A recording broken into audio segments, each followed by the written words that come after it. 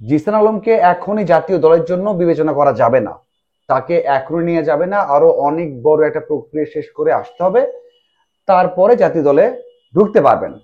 আমি বেশ কয়েকটা পোস্ট দিয়েছিলাম যখন টপ এন্ড টুর্নামেন্টটা চলছিল, যখন জিসানকে নিয়ে পোস্ট দিচ্ছিলাম তখনই অনেকে কমেন্ট করছিলেন, ভাই বহু দিন বাকি আছে, অনেক পথ বাকি আছে, তারপরে তাকে হাইপ দেন, তারপরে তাকে সামনে নিয়ে আসেন। আমার কাছে মনে হয় এই কথাটা একেবারে যৌক্তিক না বা ঠিক না। মানে একজনের বয়স 21 চলছে, প্রিমিয়ার ডিভিশন 3 বছর খেলেছেন, বিপিএল খেলেছেন 2 বছর, 1 বছর ম্যাচ পেয়েছেন, আগের বছর দলের সাথে ছিলেন, ম্যাচ পাননি। এই যে টপ এন্ড টুর্নামেন্টটা এখানে 2বার খেলেছেন, এবার তো 208 রান করেছেন, বাংলাদেশের মধ্যে সর্বোচ্চ রান করেছেন। এর আগের মৌসুম যখন হয়েছে তখন ইমন, এরপর শামীম, তারপর তৃতীয় সর্বোচ্চ রান করেছেন এই জিসান আলম। তাহলে কেন তাকে আমরা জাতীয় দলের জন্য বিবেচনা করতে পারবো না? বয়সের কারণে? তার বয়সের কম এই জন্য?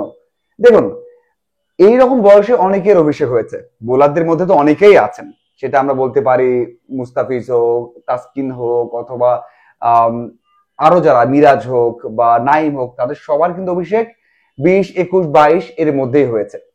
আপনি এটাও বলতে পারেন যে বোলার আর ব্যাটার এক কথা নয়, কারণ ব্যাটারদের অনেক স্কিল থাকতে হয়, সাহস থাকতে হয়, অনেক কিছু থাকতে হয়, সেখানেও কথা আছে। ইমনের অভিষেক হয়েছে কত কত বছর বয়সে? 20 বছর বয়সে। জুনিয়র তাইমের অভিষেক হয়েছে 22 বছর বয়সে। এছাড়া আরো বাকি অনেক ব্যাটার আছে, হৃদয় আছে বা মুসাদ্দেক আছে, মিরাজ আছে, অন্য শান্ত আছে, সবার অভিষেক কিন্তু 21, 22, 23, 24 সর্বোচ্চ। সবার বয়স কিন্তু 20, 21-এর মধ্যে অভিষেকটা হয়ে গেছে। তাহলে 21 বছর বয়সে কেন জিসানের অভিষেক করা যাবে না? হ্যাঁ, আপনি বলতে পারেন ভাই পারফরমেন্স ভালো না, সেটা যদি হয় তাহলে সবশেষ এনসিএল এ সর্বোচ্চ রান করেছেন। এরপর আমি যদি বলি যে আহ, সবশেষ যে টপ এন্ড টুর্নামেন্টটা হলো সেখানে মানে পুরোটা টুর্নামেন্টে ষষ্ঠ হয়েছেন রান গেটের তালিকাতে। এবং আমি যদি বলি যে এর আগের মৌসুম সেখানেও তিনি বাংলাদেশের মধ্যে তৃতীয় সর্বোচ্চ হয়েছেন। ঢাকা প্রিমিয়ার ডিভিশনে সেঞ্চুরি নেই, গড়টাও একটু কম, কিন্তু স্ট্রাইক রেট 97 এবং আবাহনীর জয়ে বড় ভূমিকা রেখেছেন, গুরুত্বপূর্ণ দুটো ইনিংস খেলেছেন গুরুত্বপূর্ণ সময়ে। তাহলে কি আপনি একেবারে ফেলে দিতে পারেন? আপনি কি আলোচনায় আনতেই পারেন না? প্রধান নির্বাচক বলেছেন যে তার সময় লাগবে, লং ওয়ে টু গো, এবং তাকে আমরা দেখছি সেভাবে নিয়ে আসবো। হ্যাঁ, এটা খুবই ভালো, খুবই ভালো একটা কথা, সিদ্ধান্ত, যে আপনি যদি অনেক প্রক্রিয়া পার করে আত্মবিশ্বাসী করে আপনি উডের অধীনে কাজ করিয়ে অথবা কোচিং স্টাফের অধীনে কাজ করে নিয়ে আসেন, সেটা খুবই ভালো। কিন্তু ভাই, আমি যেটা বলতে চাই সেটা হচ্ছে একেবারে যে বিবেচনার বাইরে রাখবো বয়স কম বলে, সেটা হতে পারে না। কারণ তার থেকে কম বয়সে অনেকের অভিষেক হয়েছে। আমি মুশফিক, আশরাফুলদের কথা বাদ দিয়ে দিলাম, সাম্প্রতিক সময় যারা খেলছেন তাদের কথা বললাম।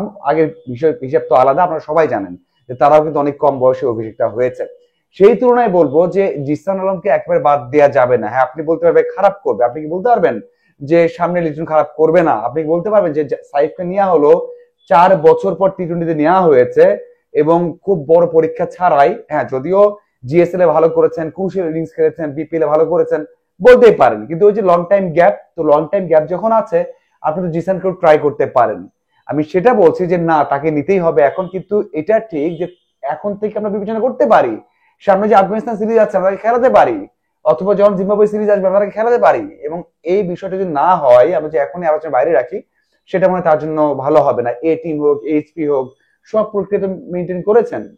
23 সাল থেকে ডিপিএল খেলছেন, তো 3 বছর খেলছেন, 38 থেকে 40টার মতো ফার্স্ট লিস্ট এ খেলে ফেলেছেন, 28টার মতো টি-20 খেলে ফেলেছেন, আনঅফিসিয়াল তো ম্যাচ আছেই। তো সেই দিক থেকে বলবো বয়স, ম্যাচ খেলা, অভিজ্ঞতা, রান করা, আমরা সেঞ্চুরি দেখেছি, আমরা কম বলে 50 দেখেছি, টপ এন্ডে 2টা 50 দেখেছি, তাহলে কেন নয়?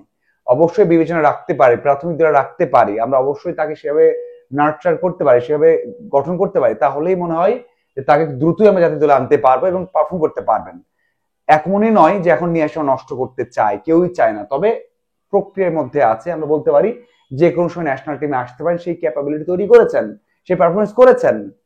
তো ওই যে কথাটা আমরা বলছিলাম যে না, খুব বয়স কম, অনেক এক্সপিরিয়েন্স দরকার আছে, আমার মনে হয় সেটা আসলে তার জন্য যৌক্তিক না।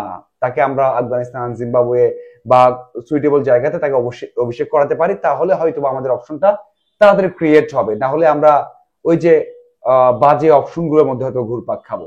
আপনার কি মনে হয়? যদি আপনাদের মতামত আমি জানি, তারপরেও যদি মতামত থাকে অবশ্যই জানাবেন। ধন্যবাদ সবাইকে সাথে থাকার জন্য।